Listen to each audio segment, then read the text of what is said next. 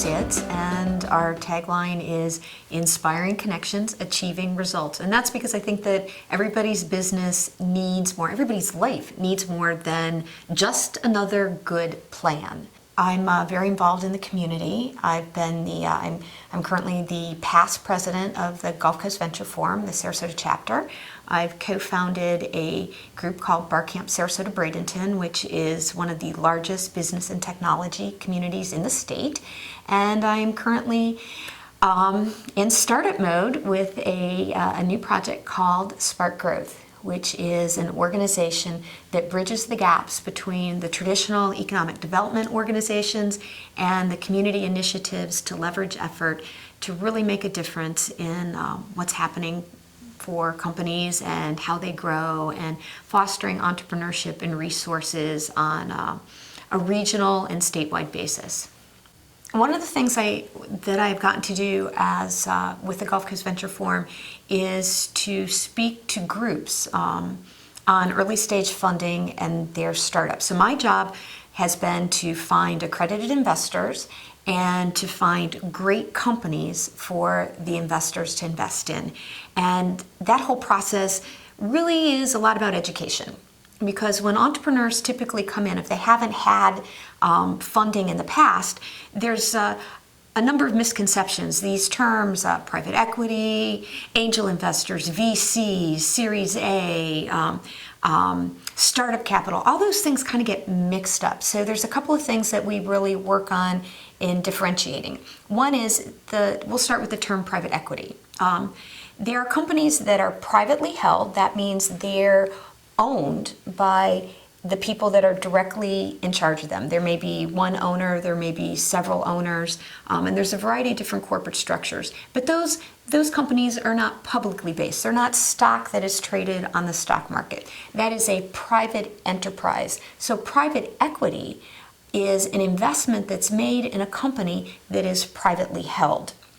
Okay, what that means in the startup world is when a company first starts, there are companies that may need some traditional funding, and then there's companies that are going to need what we're going to talk about, angel or venture capital later on. Traditional companies are companies that will have a regular type of growth pattern, and they may need some capital, but they're not going to be what we would call high growth companies. So they may, there's a variety of things that they may do. We're going to focus on the companies that will be called high growth companies, and that's where angel and venture capital come in. A high growth company is a company that's going to have an accelerated growth pattern. And one of my investors says that capital, money, equity is it's a time machine. So these companies might be able to bootstrap and fund themselves through the process, but because of the way their market is growing, and a lot of times in technology or in the manufacturing of a product, there might be a place in the development of that product or company where they could gain a certain amount of market share if they go quickly. If they don't, they're going to lose that opportunity, and that's where money comes in. Money helps them bridge the gap from this type of growth here to this type of growth, to be able to take advantage of those opportunities. So there's not every company should seek funding in the angel and venture capital arena. It depends on whether they have that ability to have rapid and significant growth. In the private equity arena, there's a variety of different types of funding. We have this seed funding in the beginning, seed, friends and family, and that's where you go to your friends, you go to your parents, you go to your relatives. You're able to convince people based on the passion of your idea that, yes, what I'm going to do is really going to work, and your friends say, well, Jim, Tom, here's some money. I believe in you. You can do this. That's typically your seed round. Then you move up into what we're looking at as angel funding. Angel funding still may be pre or maybe just post-revenue funding. It's still considered early stage funding. The typical angel fund the typical angel investment is going to be somewhere between $10,000 and $77,000. Angels tend to invest together. So depending on what type of industry in, your average angel investment, and that is angels investing together, is going to be somewhere between $250,000 and $300,000 in that first round of funding.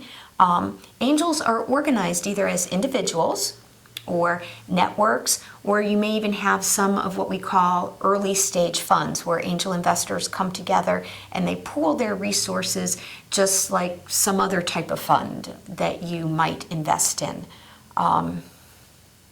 Series A and Series B come after those first angel rounds, and instead of the under 100,000 begin to look at the 500,000 to $1 million to 2 to 3 million. And those rounds are as a company grows, as a company meets certain benchmarks and achieves certain types of growth patterns, then they'll need to go back for another round to help them bridge the gap to the next level. So what's really interesting is a lot of times when I speak with entrepreneurs, I'd mentioned that they might mix up the words. They might use interchangeably the words angel investor and VC. And there's some significant differences. Investors are investors, okay? And now there's a lot of different things going on with crowdfunding and microfinance and that. But in the investment arena, investors are investors, and there's this term called accredited investor. That term means that investor has enough net worth, enough assets to be considered a savvy investor. In early stage funding, there is a lot of risk. That risk can be mitigated depending on certain criteria that's met, but an accredited investor has that term as being savvy, meaning that they should be wise enough to be able to handle that risk, to really understand what it is that they're getting into, and that if they do lose that investment, if that investment doesn't go through, that they have enough net worth to be able to sustain that loss. Angel investors tend to be organized differently than what we call venture capital. Venture capital, which are larger investments. So a typical angel investment is going to be somewhere grouped together between 250, 370 some thousand. In California, you might have some what you call super angels, which might be a $450,000, $500,000 investment. But venture capital they're going to be larger investments, typically $1 million or more, and those are organized in funds where you have a variety of investors that go in, and that's called venture capital. So when somebody says, oh, I have a VC, typically they might be talking about an investor, and they interchange that with an investor being somebody who's angel and somebody who's later stage. Those later stage investors are organized differently. They don't tend to write individual checks. They tend to invest in the fund, which then invests into the companies. I think what's really exciting, in this term new economy, is in the last 5 years the world has very radically changed. And some people are expecting it to get back to normal, and some research says that it'll be another 15 to 20 years before life returns back to normal or some sort of normalcy. But in this time of everything being different, we've also had this incredible increase in the way we utilize technology. And so what's happened is there are these things called crowdfunding, the Jobs Act, and there's still a lot of, is it going to be approved? What are all the different things with that? But what we're seeing is just like crowdsourcing allowed people to come up with new solutions and to process extreme amounts of data. Crowdfunding now takes the ability for an early stage venture and gives them access to lots of different people. And instead of just being able to work with accredited investors, people of high net worth, now someone as an entrepreneur can go to a platform like Kickstarter or a whole host of other platforms. They can put their product or their idea out there, and they can receive funding from interested parties. Some of those parties may choose to invest because they're going to get some sort of product later on down the road. Some may choose to invest because they get some kind of thank you gift. But it's taken that model that public broadcasting stations have been using for years. You invest here and you get this video. It's taken that to the internet and allowed entrepreneurs to access funds for their early stage ventures that they never would have had before. The other exciting thing about technology is there's a whole host of platforms such as AngelList, Gust, a variety of technology platforms that allow entrepreneurs to take the information about their company and have access to a much broader spectrum of investors. Previously, if you were looking for funding, the way you did that was through an introduction. So Jim knew Tom, who knew Mike, who knew Sally, and Sally knew so-and-so, and they said, oh, this person has a great idea, and it was all about the connections you had. And if you didn't have great connections, the opportunity to get funding was great ideas. The best ideas were not necessarily the ones that succeed in the market. Technology and this new economy, this whole new advent on the hotness of the term entrepreneur have made early stage funding still challenging, but significantly easier than it was before, because you could be in the middle of nowhere, and if you have an internet connection, you have access to platforms that can expose your idea to investors from all over the world. So there's actually I have two daughters in high school, and one of my daughters loves this website, Wanella. And so I was just reading for this talk, and actually the founder, she is a case study of using AngelList and putting her idea online and being exposed to investors all over the world. She was able to pick and choose who it was that she wanted to work with depending on the terms, because all money is not created equal. And she found some investors that had terms that would allow her to still have some control over her company. And now they have millions of users. So really kind of exciting. Technology leveraged that platform and leveraged that for a female entrepreneur.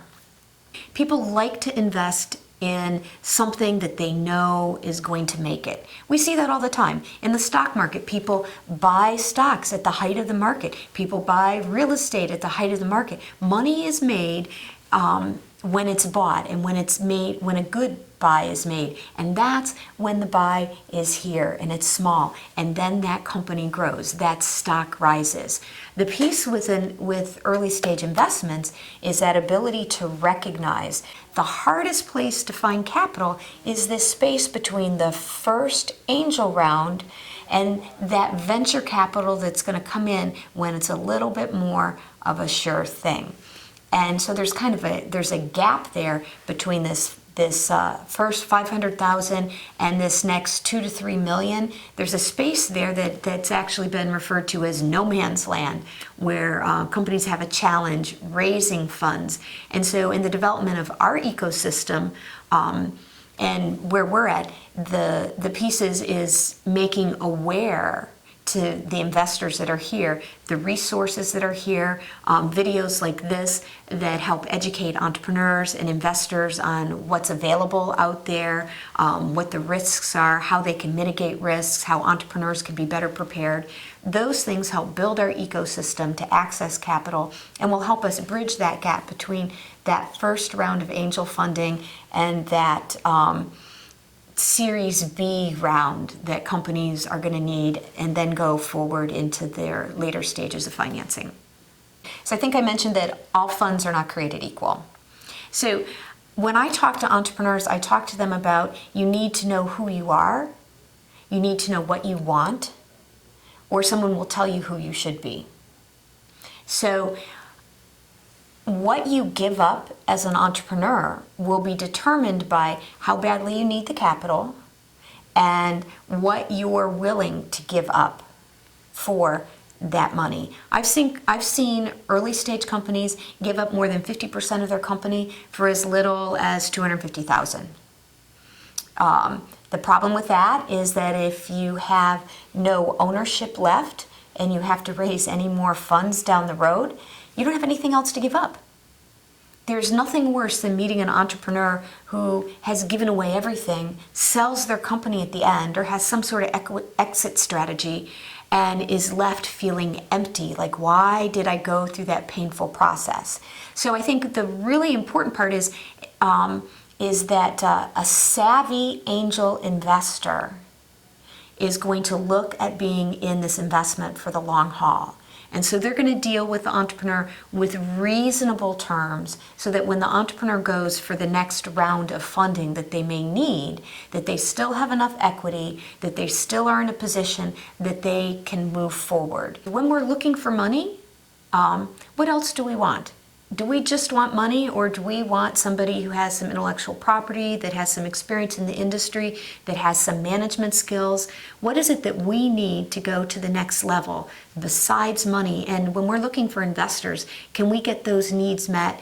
And then that's really where the entrepreneur does the best type of partnership with an investor, is when they're getting more than money, when they're getting some contribution back from somebody who's been able to raise that money around the first time, somebody who brings some experience to the table.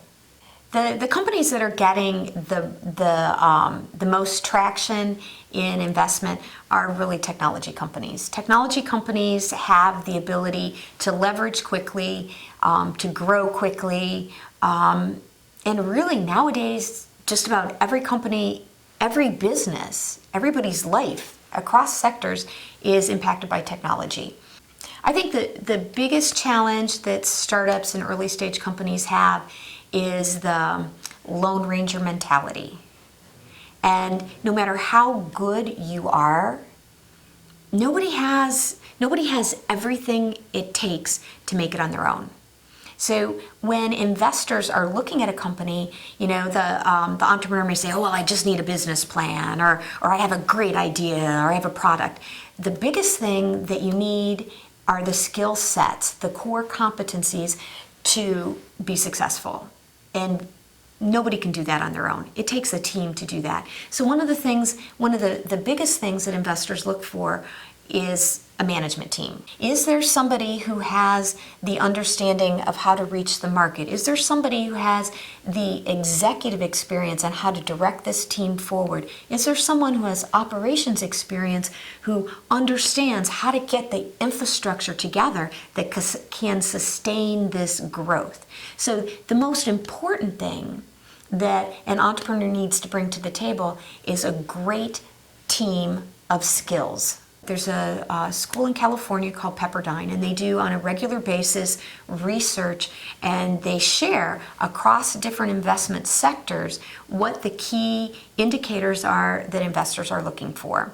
Number one is management team. Number two, they're looking for market share and revenue model. How is the company going to make money?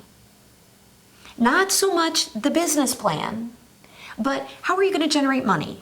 And then who are the customers that you're going to reach? What's really exciting in the last couple of years with all these changes, there's been a lot of initiatives, from the federal government on down, with the Startup America Partnership, the Global Entrepreneurship Week, which was started by a former Prime Minister of the UK, and the Kauffman Foundation. There are a lot of great resources for entrepreneurs.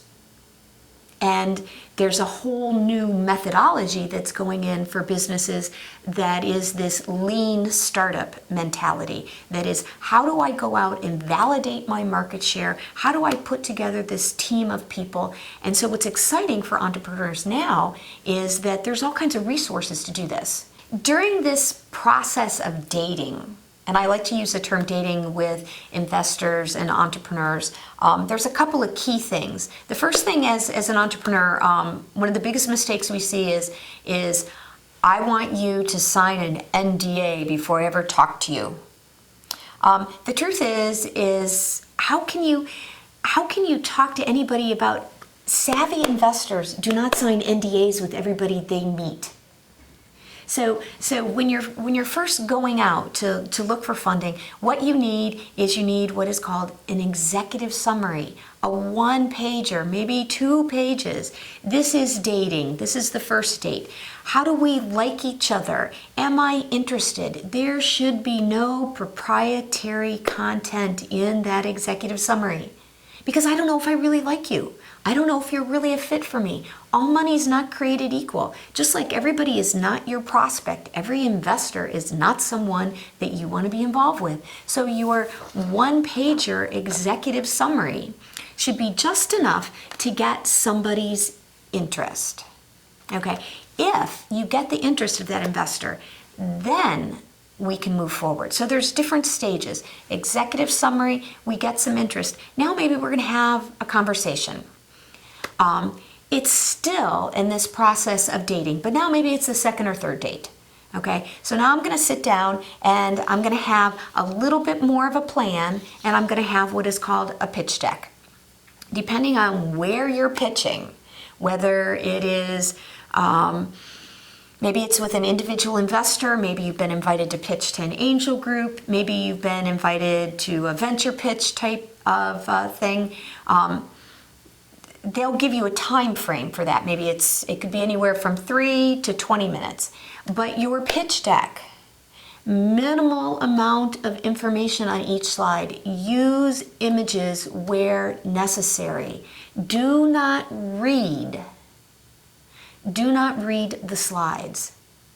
You have an idea of how you're going to communicate. The slide is there to give a visual image to further explain. A picture is worth 1,000 words. Don't put words all over the slide. So a pitch deck is going to be anywhere from 5 to maybe 15 slides maximum, depending on the amount of time. If you have a 20-minute pitch, some people will give you an outline for 15-minute slides. The less number of slides, the better. Your goal is you can't explain everything about your company in those couple of minutes. And really, 20 minutes, if that's how much you're given, is really just a couple of minutes to be able to tell your story. So the goal isn't to give everybody all the information that you possibly have and throw up on them.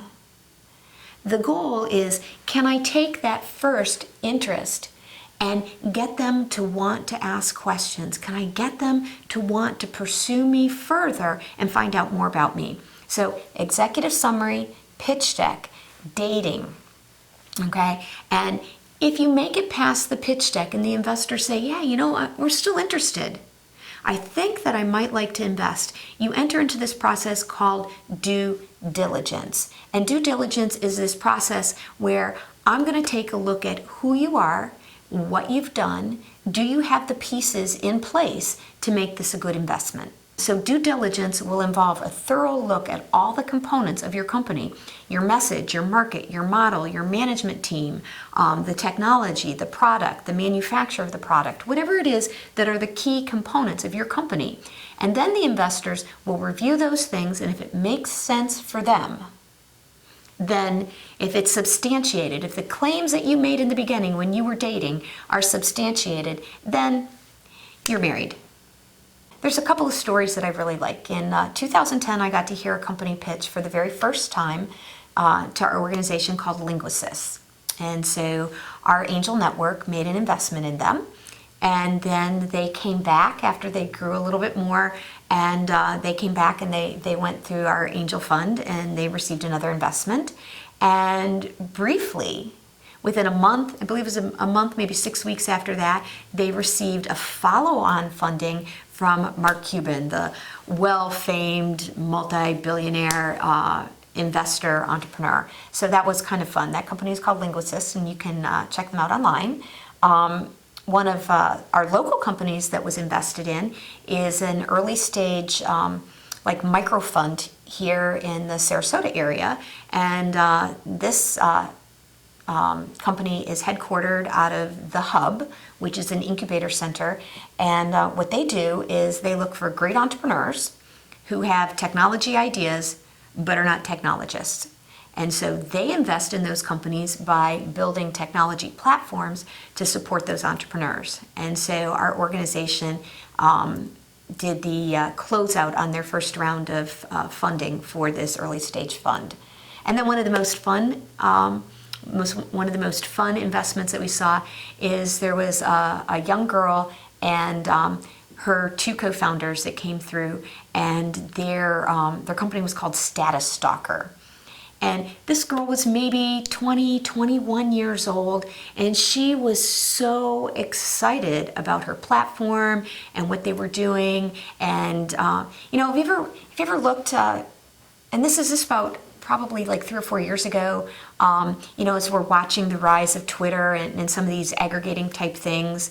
And people are like, oh my God, that status is so funny, and they're sharing it. Well, that's what her company did, is they searched out the funniest statuses and aggregated them. So you could go to Status Stalker and find funny statuses, and they had them divided into a host of different categories. And what was really cool about it was that she was young, she was dynamic, maybe not politically correct, but she brought a lot of passion to that. She brought some great skills with her other co-founders, and some investors saw that as a viable thing to invest in. We're getting better prepared entrepreneurs every day. And for the investors, it's really just this connection being made between the great companies and the resources that are there. And technology is leveling that playing field every day with the tools like AngelList, the tools like Gust, the angel investor networks that are coming together, the early stage funds. We are transforming where we live and how we do business with technology and leveraging that to the next level and making a difference in where we are.